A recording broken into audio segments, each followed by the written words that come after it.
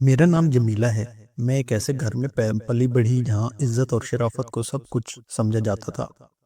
میرے والد گاؤں کے ایک معزز شخص تھے اور امی سادی سی گھریلو عورت تھیں۔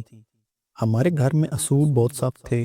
اگر میں ذرا سی بھی ہنستی بولتی تو امی فوراً کہتی، بیٹی یہ سب کچھ تمہیں اچھا نہیں لگتا۔ ابا ہمیشہ کہتے، میری جمیلہ ہماری عزت ہے، اس کی پرورش میں کوئی کمی نہیں ہونی چاہیے۔ میں پڑھائی میں اچھی تھی، اسی وجہ سے والدین نے مجھے کالج تک پڑھنے کی اجازت دی، لیکن ساتھ ہی بہت سی پابندیاں بھی تھی لگائی ہوئی تھی۔ ابا بار بار سمجھاتے، کالج جانا ہے تو صرف پڑھائی کے لیے جانا ہے، کسی غیر لڑکے سے بات کرنے نہیں، اور نہ ہی زیادہ ہنسنا بولنا ہے۔ امی تو اور بھی سخت تھی، وہ اکثر کہا کرتی تھی، ہماری بیٹی ہماری آنکھوں کی ٹھنڈک ہے، اگر اس نے کوئی غلطی کی تو ہم لوگوں کے سامنے کیسے منہ دکھائیں گے۔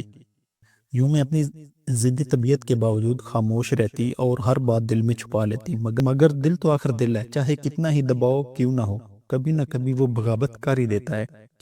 وقت گزرتا گیا، کالج کا ماحول میرے لیے ایک نئی دنیا جیسا تھا۔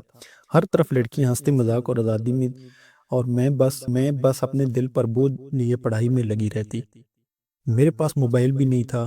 کئی بار میں نے ابا سے کہا کہ مجھے فون لے دیں تاکہ کالج کے وقت اگر دیر ہو جائے تو اطلاع دے سکوں۔ ابا راضی بھی ہوئے، مگر امی نے فوراً انکار کر دیا۔ وہ کہتی، نہیں، ہماری بچی کو یہ خرابی کی چیز نہیں چاہیے، یہ موبائل انسان کو بگاڑ دیتے ہیں۔ اور ابا مسکرا کر کہتے، جمیلہ تم صرف میری نہیں بلکہ تمہاری ماں کی بھی بیٹی ہو۔ اگر میں ضد کر کے موبائل لے بھی دوں تو لگے گا جیسے میں نے اپنی شریک حیات پر ظلم کیا ہو۔ یہ سن کر میں چپ ہو جاتی، مگر دل میں دکھتی رہتی۔ ایک دن کا واقعہ ہے، آج مجھے لفظ بلفظ یاد ہے۔ ایک دن کالج سے چھٹی ہوئی تو تیز بارش شروع ہو گئی۔ میں مزے سے بارش میں نہاتی رہی، کیونکہ مجھے علم تھا کہ مجھے گھر کی گاڑی میں ہی جانا ہے، مگر کالج کی چھٹی ہو چکی تھی۔ ایک ایک کر کے ساری لڑکیاں اپنے اپنے گاڑیوں اور رکشوں میں جا چکی تھی۔ میں آہستہ آہستہ اپنا بیگ سمیٹ کر کھڑی ہو گئی۔ گھنٹوں گزر گئے، مگر میری سواری نہیں آئی۔ پہلے میں نے سوچا شاید ڈرائیور راستے میں پھنس گیا ہو، مگر پھر 2 گھنٹے بیت گئے اور میں یوں ہی کالج کے گیٹ کے پاس کھڑی رہی۔ میرے دل میں خوف اور غصہ دونوں جمع ہو گیا۔ میں بار بار اپنی کلائی پر بندی کڑی دیکھتی اور سوچتی کہ آخر ممی کو کیا ہو گیا، وہ تو ہمیشہ وقت سے 1 گھنٹہ پہلے گاڑی بھیج دیتی تھی، آج ایسے کیسے ہو گیا۔ میری آنکھوں میں آنسو آ گئے۔ مجھے یاد آیا کہ میں نے کتنی بار ضد کی تھی کہ موبائل دے دو تاکہ ایسے وقت پر کم از کم گھر اطلاع کر سکوں، مگر ممی نے مجھے ہر بار منع کر دیا۔ دل چاہ رہا تھا کہ زمین پھٹ جائے اور میں اس میں سما جاؤں۔ اسی احترام میں ہمارے کالج کے چوکیدار میرے قریب آئے، اور ایک بوڑھا شخص تھا، سفید داڑھی، جھریوں سے بھرا چہرہ اور بہت نرم دل۔ اس نے مجھے پریشانی کے عالم میں دیکھا اور بولا، بیٹی تم گھبرائی ہوئی لگ رہی ہو، کیا بات ہے؟ میں نے بھرائی ہوئی آواز سے کہا، انکل مجھے لینے کوئی گھر سے نہیں آیا، پچھلے 2 گھنٹوں سے انتظار کر رہی ہوں، سمجھ نہیں آ رہا میں کیا کروں۔ چوکیدار نے لمحے بھر کو مجھے دیکھا اور پھر اپنی جیب سے پرانا سا موبائل نکال کر میرے ہاتھ میں تھما دیا۔ یہ لو بیٹی، گھر فون کر لو، رونے کی ضرورت نہیں۔ میں نے جلدی سے نمبر ڈائل کیا، فون بار بار بجتا رہا مگر کسی نے نہیں اٹھایا۔ دل اور بھی گھبرایا۔ آخر کار کئی کوششوں کے بعد میری بڑی بھابھی نے فون اٹھایا۔ جیسے ہی میں نے ان کی آواز سنی میں رو پڑی۔ ہچکیوں کے درمیان بس اتنا کہا، بھابھی میں کالج میں اکیلی ہوں، کوئی لینے نہیں آیا۔ بھابھی گھبرائی اور فوراً بولی، جمیلہ تم فکر نہ کرو، میں ابھی کسی کو بھیجتی ہوں، بالکل پریشان مت ہونا۔ ان کی تسلی دینے کے باوجود میرا دل کانپ رہا تھا۔ شام کا وقت ہو گیا اور اندھیرا پھیلنے لگا تھا۔ آخر کار آدھے گھنٹے بعد چوکیدار نے بتایا کہ کوئی مجھے لینے آیا ہے۔ میں تیزی سے باہر نکلی، دل میں یہ خیال تھا کہ شاید ہمارا ڈرائیور آ گیا ہوگا، مگر جب گاڑی کے پاس پہنچی تو یہ دیکھ کر حیران ہو کر میرا منہ کھلا رہ گیا۔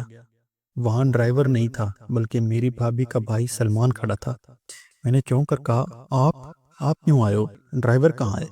سب خیریت تو ہے نا؟ سلمان دھیمے لہجے میں کہا، ہاں سب خیریت ہے، ڈرائیور مصروف تھا اس لیے میں آ گیا، بھابھی نے بھیجا ہے۔ میں چپ چپ گاڑی میں بیٹھ گئی، مگر دل میں غصہ بھر گیا تھا۔ میں سوچ رہی تھی کہ آج تک کبھی ایسا نہیں ہوا، گھر والے مجھے کیوں بھول گئے؟ شاید سب لوگ بھابھی کے میکے والوں کے ساتھ مصروف تھے اس لیے مجھے یاد نہیں آیا۔ راستے میں سلمان نے مجھے غور سے دیکھا اور بولا، پڑھائی کیسی جا رہی ہے؟ میں نے مختصر سا جواب دیا، اچھی ہو۔ پھر بولا، تم اپنے گھر والوں سے بہت محبت کرتی ہو نا؟ اس کا سوال مجھے عجیب سا لگا۔ میں نے ترچھی نگاہ سے اس کی طرف دیکھا اور کہا 3 سال کی بچی نہیں ہوں جو آپ مجھ سے ایسی باتیں پوچھ رہے ہو۔ سلمان نے نرمی سے کہا جواب تو دے دو۔ تیز لہجے میں کہا ہاں سب سے محبت کرتی ہوں۔ وہ لمحہ بھر چپ رہا، پھر گہری نگاہوں سے مجھے دیکھ کر بولا جمیلہ تمہیں معلوم ہے نا کہ اللہ انسان کو آزماتا ہے، اکثر سب سے پیارے رشتوں کو تکلیف میں ڈال دیتا ہے تاکہ دیکھے کہ بندہ کتنا صبر کرتا ہے۔ ایسے وقت میں صبر کا دامن ہاتھ سے نہیں چھوڑنا چاہیے۔ اس کی بات سن کر میرے اندر غصے کی لہر دوڑ گئی۔ دل چاہ کے اسے ڈانٹ کر چپ کروا دوں، مگر نہ جانے کیوں میں چپ رہی۔ یہ لمحہ دراصل میری زندگی کے لیے آزمائش کی شروعات تھی۔ مجھے اندازہ نہیں تھا کہ آنے والے دن میری تقدیر بدل ڈالیں گے۔ گھر پہنچتے پہنچتے شام ڈھل چکی تھی۔ سورج کی لالی آسمان پر ایک عجیب سی سنہری اداسی پھیلا رہی تھی۔ میں گاڑی سے اتری تو دروازے کے پاس رک گئی۔ اندر جانے سے پہلے میرے قدم لڑکھڑا گئے۔ دل کہہ رہا تھا کہ جیسے ہی اندر قدم رکھوں گی بھابھی کی آنکھوں میں سوال ہوں گے، ابو کی پیشانی پر شکنے اور ممی کی نگاہوں میں غصہ۔ میں نے اپنے کپڑوں پر نگاہ ڈالی، گردوں غبار اور تھکاوٹ نے میرا برا حال کر دیا تھا۔ سانس گہری لی اور دروازہ کھول کر اندر قدم رکھا۔ سامنے پہلے نگاہ بھابھی پر پڑی۔ ان کی آنکھوں کے چاروں طرف ہلکے ہلکے گھیرے پڑ گئے تھے، جیسے کافی دیر تک روئی ہو۔ انہوں نے میری طرف دیکھا اور فوراً نگاہیں جھکا لی۔ میں ان کے پاس گئی اور آہستہ سے بولی بھابھی میں بہت دیر تک اکیلی بیٹھی رہی، آپ کو اندازہ ہے مجھے کتنا ڈر لگ رہا تھا۔ بھابھی نے آہستہ سے کہا میں نے فوراً بندوبست کیا تھا جمیلہ، لیکن حالات میرے بس میں نہیں تھے۔ بھابھی کی بات سن کر میرے اندر ہول اٹھنے لگے۔ مجھے شدت سے احساس ہو رہا تھا کہ کچھ نہ کچھ ضرور گڑبڑ ہے۔ میں بولی بھابھی خدا کے واسطے پہلیاں مت بجوائیں، مجھے بتائیں کیا ہوا ہے۔ بھابھی کی آنکھوں میں آنسو آ گئے۔ وہ بولی ابا کو ہارٹ اٹیک ہوا ہے، وہ ICU میں ہیں، سب لوگ پر ہاسپٹل گئے ہیں۔ یہ سن کر میں چیخنے لگی۔ میں بولی نہیں ایسا ہرگز نہیں ہو سکتا، میرے ابو کو کچھ نہیں ہو سکتا۔ بھابھی بولی انشاءاللہ ابو بالکل ٹھیک ہو کر واپس آ جائیں گے، تم بے فکر ہو جاؤ، کچھ کھا پی لو، پھر تم نے ہی تو ابو کا خیال رکھنا ہے، ان کی لاڈلی بیٹی ہو نا۔ میں بولی مجھے کچھ بھی نہیں کھانا پینا، میں ابو کے پاس جانا چاہتی ہوں، پلیز مجھے اسپتال لے جائیں۔ بھابھی نے مجھے بہت سمجھانے کی کوشش کی، مگر میں نے ایک ہی رٹ لگا رکھی تھی کہ مجھے ہر حال میں ابو کے پاس جانا ہے۔ تب بھابھی نے سلمان سے کہا تم جمیلہ کو ہاسپٹل لے جاؤ۔ امی اس نے سر ہلا دی اور جا کر گاڑی نکال لی۔ میں گاڑی میں بیٹھ گئی اور بولی اللہ کا شکر ہے کہ آج آپ ہمارے گھر آئے ہوئے تھے، ورنہ مجھے ابو کے پاس کون لے جاتا۔ سلمان بولا نہیں میں تو یہاں نہیں آیا تھا، مجھے تو باجی نے فون کر کے بتایا تھا کہ تم کالج میں ہو اور تمہیں کوئی لینے نہیں گیا، اس لیے میں اپنے گاؤں سے سیدھا تمہارے کالج پہنچ گیا تھا۔ سلمان کی بات سن کر مجھے بہت شرمندگی اور میں بولی مجھے معاف کر دیں، میں نے بلا وجہ آپ کو اتنی باتیں سنائی تھی۔ وہ کہنے لگا کوئی بات نہیں۔ خیر میں ہاسپٹل پہنچی تو امی میرے گل لگ کر بہت روئیں۔ وہ کہنے لگی شکر ہے تم آ گئی ہو میری بچی، اپنے ابو کے لیے دعا کرو، بیٹیوں کی دعائیں بڑی جلدی قبول ہوتی ہیں۔ میں تو پہلے ہی ابو کے لیے دعائیں کرتی جا رہی تھی۔ خیر یہ بہت ہی تکلیف دہ وقت تھا۔ میرے تینوں بھائی ہسپتال میں ہم موجود تھے اور کام سے نڈال تھے۔ ایسے میں سلمان ہی ساری بھاگ دوڑ کر رہا تھا۔ تقریباً 4 گھنٹے کے بعد ابو کو ہوش آ گیا، تب کہیں جا کر ہماری جان میں جان آئی۔ ابو کو چند دن ہسپتال میں رکھا گیا۔ سلمان امی اور میرے بھائیوں کا سہارا بنا رہا اور میرا بھی خیال رکھا، مجھے حوصلہ دیتا رہا۔ ابو ڈسچارج ہو کر گھر آ گئے تو سلمان اپنے گھر واپس چلا۔ اب مجھے سلمان کے ساتھ کی اتنی عادت ہو گئی کہ اس کے بغیر سب کچھ خالی سا لگتا تھا۔ میں نہ چاہتے ہوئے بھی سوچنے لگی وہ میری یادوں کا محور بن گیا۔ مکمل ٹھیک ہو چکے تھے اور میں زیادہ وقت انہی کے ساتھ گزار رہی تھی۔ ایک دن وہ مجھے کہنے لگے جمیلہ اب تم کالج جایا کرو، تمہاری پڑھائی کا بہت حرج ہو گیا ہے۔ تب میں نے ابو کو اس دن والا سارا واقعہ سنایا۔ میں بولی اگر میرے پاس موبائل ہوتا تو کم از کم مجھے اتنی پریشانی کا سامنا نہ کرنا پڑتا۔ تب ابو نے میرے بھائی سے کہا اپنی بہن کو بہترین سا موبائل دلوا دو۔ موبائل ملتے ہی مجھے سلمان کا خیال آیا، اس لیے میں نے بڑی بھابھی کو موبائل سے سلمان کا نمبر چرا لیا اور اسے میسیج کر دیا۔ میں نے کہا میں جمیلہ ہوں، میرا نمبر سیو کر لیں، میں نے آپ کا شکریہ ادا کرنے کے لیے میسیج کیا تھا۔ یوں ہماری رسمی گفتگو شروع ہو گئی۔ اب میں روز کسی نہ کسی بہانے سے سلمان کو میسیج کیا کرتی، کیونکہ اس سے بات کیے بغیر میرا دن ہی نہیں گزرتا تھا۔ مجھے وہ بہت اچھا لگنے لگا تھا۔ یوں ہی میری اور سلمان کی 1 ماہ تک بات ہوتی رہی۔ اس دوران میں نے ہی پہل کی تھی، اس نے تو کبھی بول کر مجھے میسیج نہیں کیا تھا۔ ایک دن میں نے سوچا کہ مجھے سلمان سے اپنی محبت کا اظہار کر دینا چاہیے۔ میں نے کہا آپ کسی دن ہمارے گھر چکر لگا لیں، میں آپ کو بہت مس کرتی ہوں۔ وہ حیران اور بولا تم کیا کہہ رہی ہو؟ تم مجھے کیوں مس کرنے لگی ہو؟ تب میں بولی سلمان آپ نے ابو کی بیماری اور ہمارا بہت ساتھ دیا تھا، اس دوران میں آپ کو دل دے بیٹھی ہوں، مجھے آپ سے محبت ہو گئی ہے، پلیز آپ میری محبت قبول کر لیں۔ تب سلمان غصے سے بولا تمہارا دماغ تو خراب نہیں؟ میں بولی کیوں، کسی کو چاہنا غلط ہے؟ تب وہ بولا میں کسی اور سے پیار کرتا ہوں اور امی ایک دو دن میرا رشتہ اس لڑکی کے گھر لے کر جانے والی ہیں۔ یہ سن کر میں جل کر رہ گئی، میں نے رو کر اپنی طبیعت خراب کر لی۔ پھر بھابھی سے بات کرنے کا سوچا، میں بڑی بھابھی کے پاس گئی اور کہا میں سلمان کو چاہنے پریشان ہو گئی، اور کہنے لگی مگر سلمان تو کسی اور لڑکے سے پیار کرتا ہے۔ میں بولی بھابھی کچھ بھی کریں مگر مجھے سلمان چاہیے۔ بھابھی میری ضد سے واقف تھی اس لیے وہ پریشان ہو گئی، انہوں نے مجھے بتایا اور سمجھانے کی کوشش کی مگر میں کہاں ماننے والی تھی۔ اب تو سلمان نے میرا فون اٹھانا بھی چھوڑ دیا۔ یہ سب باتیں میرے دل پر گراں گزر رہی تھی۔ میں نے ابو سے بات کرنے کا سوچا۔ جب ابو کو میری پسند کا علم ہوا تو وہ بولے یہ تو اچھی بات ہے، گھر کا لڑکا اور دیکھا بھالا بھی ہے۔ ابو نے بھابھی سے بات کی تو انہوں نے ابو کو وہی جواب دیا جو مجھے دیا تھا۔ اب میں نے بڑے بھائی سے بات کی، یوں معاملہ الجھ گیا۔ بڑے بھائی نے تو بھابھی سے صاف صاف کہہ دیا کہ اگر تم نے میری بہن کو اپنی بھابھی نہیں بنایا تو میں تمہیں طلاق دے دوں گا۔ معاملہ مزید الجھ گیا۔ ایک دن سلمان کا فون آیا، وہ کہنے لگا میں نے تو کبھی خواب میں بھی نہیں سوچا تھا کہ تم اتنی بے وقوف لڑکی نکلو گی۔ میں نے مشکل وقت میں تمہارے گھر والوں کا ساتھ دیا مگر تم نے تو اسی چیز کو میرے لیے وبال بنا دیا۔ تمہیں شرم آنی چاہیے، تمہاری وجہ سے میں اب کسی کے ساتھ نیکی کرنے سے بھی ڈروں گا۔ اور ہاں ایک بات یاد رکھنا، اگر میں نے دباؤ میں آ کر تم سے شادی کر بھی لی تو تم میری نگاہوں میں مزید گر جاؤ گی۔ تمہاری حیثیت میری گھر میں ایک شو پیس سے کم نہیں ہوگی۔ میں تم سے کبھی بات نہیں کروں گا بلکہ تمہاری طرف دیکھوں گا بھی نہیں۔ سلمان کی باتوں نے میرے جذبات کو بہت ٹھیس پہنچائی۔ میں نے سوچ لیا کہ کچھ ایسا کروں گی جس سے سلمان کو ساری زندگی اپنے الفاظ پر شرمندگی ہو، سوچے کہ کاش میں نے اس بولی بالی لڑکی کے ساتھ یہ سب کچھ نہ کیا ہوتا۔ میں نے سلمان کو سبق سکھانا چاہا مگر کہاں علم تھا کہ زندگی تو مجھے بہت ہی تلخ سبق سکھا دے گی۔ میں نے ایک بڑا سا خط ابو کے نام لکھا اور دوسرا خط سلمان کے نام، پھر کالج کی کینٹین پر کام کرنے والے لڑکے سے دوستی کر لی۔ میں نے اسے کہا کہ میں تم سے بہت پیار کرتی ہوں۔ وہ بولا چاہتا تو میں بھی یہی ہوں۔ میں نے کہا کہ ہم شادی کر لیتے ہیں، وہ راضی ہو گیا۔ میں نے پہلے سے لکھے ہوئے خط بھابھی اور ابو کے کمرے میں رکھ دیے اور پھر کالج سے ہی شاہد کے ساتھ بھاگ گئی۔ میں اسے بالکل بھی پسند نہیں کرتی تھی مگر یہ فقط سلمان کو بدنام کرنے کے لیے کیا تھا۔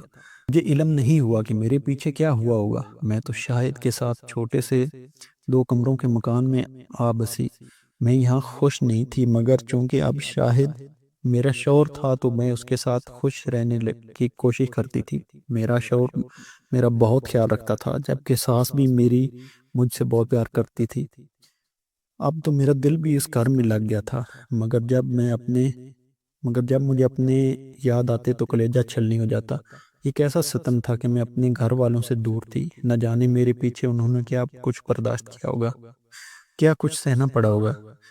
پھر میں امید سے ہو گئی، اب میں خوش رہنے لگی کہ چلو میرا سکھ کا رشتہ اس دنیا میں آ جائے گا۔ یوں ہی دن گزرتے گئے۔ جب میں 3 ماہ کی حاملہ ہوئی تو ایک دن شاہد کہنے لگا کہ میری امی کی طبیعت ٹھیک نہیں ہے، میں انہیں ہسپتال لے کر جا رہا ہوں۔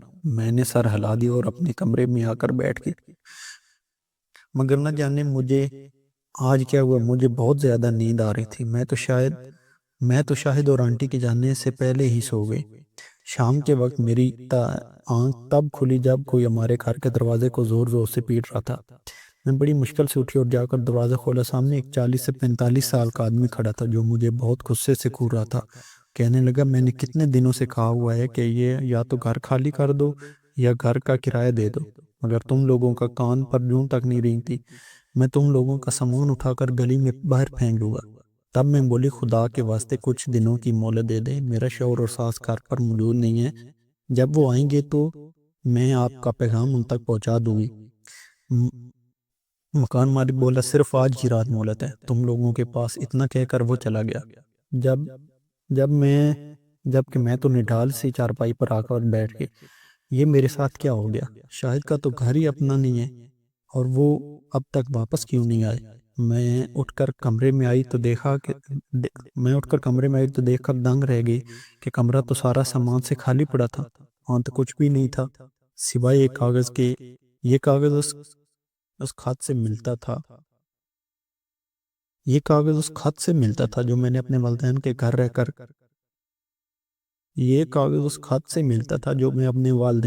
رہ کر آئی تھی۔ میں نے لرزتے ہوئے ہاتھوں سے اس کاغذ کو اٹھایا، یہ دیکھ کر تو میری جان ہی نکل گئی کہ وہ شاہد کی طرف سے تھا۔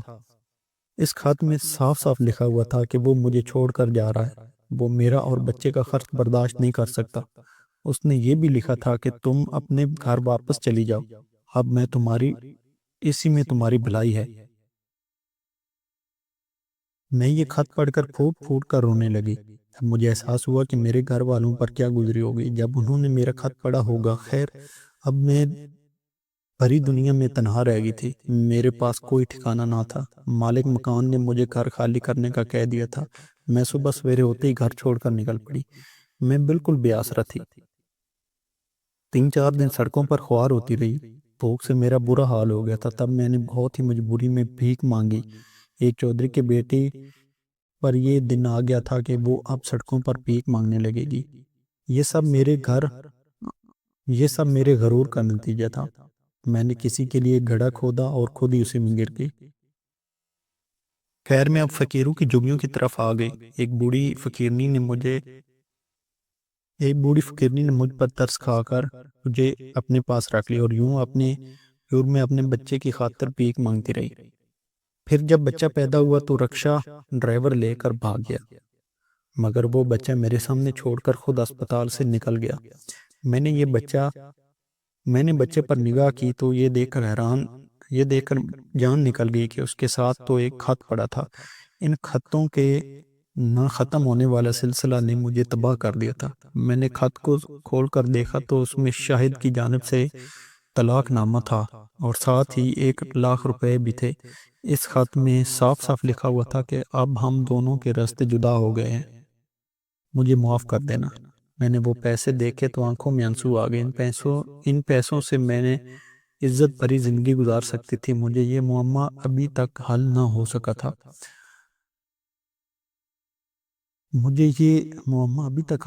تھا کہ رکشہ ڈرائیور نے یہ سب کیوں کیا۔ جب میرا بیٹا 6 ماہ کا ہو گیا تو ایک روز مجھے سلمان ملا۔ اس نے اپنی گاڑی کا دروازہ کھول کر مجھے بیٹھنے کا اشارہ کیا۔